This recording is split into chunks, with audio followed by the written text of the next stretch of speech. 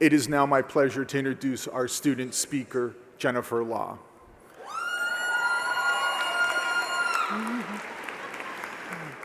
Jennifer is graduating with a degree in biochemistry and molecular biology. She's originally from Daly City, California. As a first-generation college student and a daughter of Vietnamese refugees, Jennifer has a passion for serving underserved and marginalized communities. Throughout her years at UC Davis, Jennifer served as the pharmacy manager and smoking cessation program coordinator at the Willow Clinic, which provides medical services to people experiencing homelessness in Sacramento. She also worked in social environment and stress lab of Professor Hostenar in the Department of Psychology, which studies how factors such as family income, early life stress, and air pollution contribute to children's health. She's also been president of the Pre-Pharmacy Club, spreading her passion for pharmacy to students at UC Davis. Following graduation, Jennifer will be attending UCSF School of Pharmacy.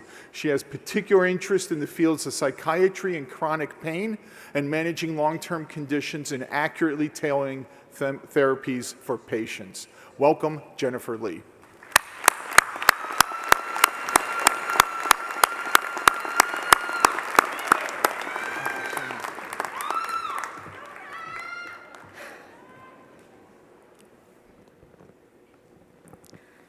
Good morning, class of 2019, and welcome to Chancellor May, Dean Winey, and all friends, family, and faculty who are joining us here today.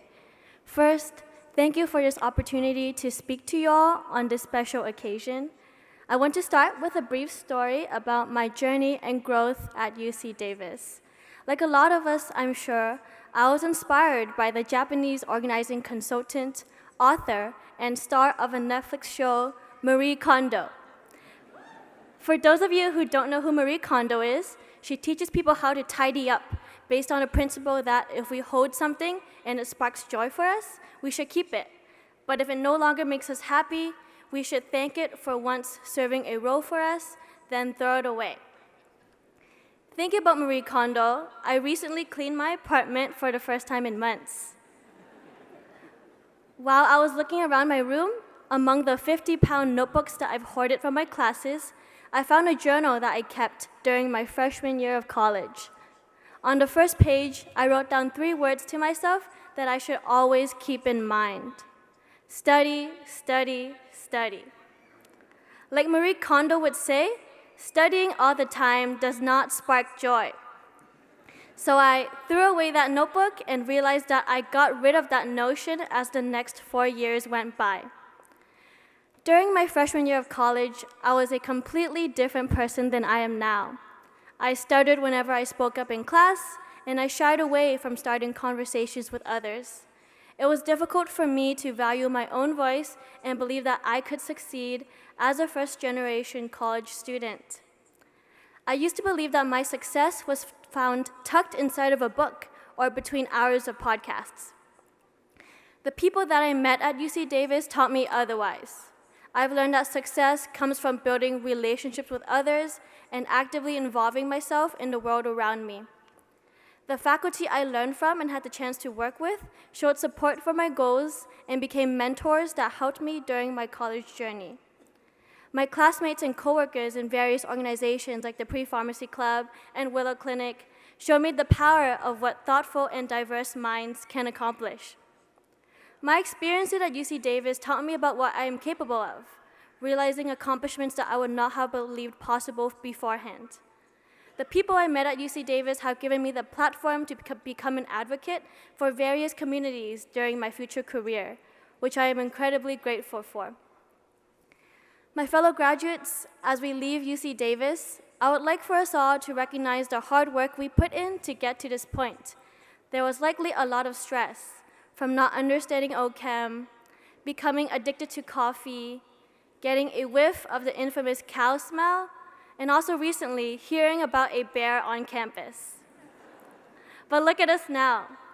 Thank you for making Davis such a welcoming place and a place where students help each other thrive. I'm sure you all experienced the Davis phenomenon, where you feel that everyone at Davis knows each other either directly or through a friend. If we all linked up with people we knew, we would probably link up the entire room. So these 2 degrees of separation goes to show that Davis is a true community. That's why on this special day, I urge you to remember the various people who helped us get to this point, like our friends, some of whom may be sitting next to us today. These are our friends who urged us not to drop out after failing our first midterm, our friends who stayed up late with us to gossip, our friends who studied in the library with us until 3 a.m., our friends who dragged us out of bed to party with them, and our friends who constantly tagged us in memes. Without them, we wouldn't be who we are today.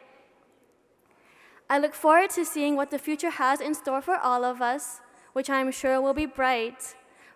But right now, I'd really like to let this moment just soak in. Our time at UC Davis was a time of making mistakes, having fun, and forming relationships and lasting memories that shaped who we have and will become. These experiences that inspire us and move us out of our comfort zone spark joy. At the end of the day, I've realized that it's not about studying, like I thought during freshman year, but rather learning. Learning from family who taught us how to love one another. Learning from faculty who taught us about the possibilities of a college education. And learning from peers who taught us how to support and cheer each other on. Being open-minded, appreciating diversity, and working with others will take us far. Above all, as we figure out what life has in store for us, I urge you all to find people, places, and activities that spark joy, and hold on to the very things that bring you joy. Finally, I'd like to say thank you to all those who made this opportunity possible for us, including our families for not only waking up really early or flying on a plane to be here, but for some also risking their lives to move to the United States to help, and for the various sacrifices to help us attain a college education. As a daughter of Vietnamese refugees, I have noticed that everyone comes from a different background, but they all have a common reason to be here, to help their children succeed.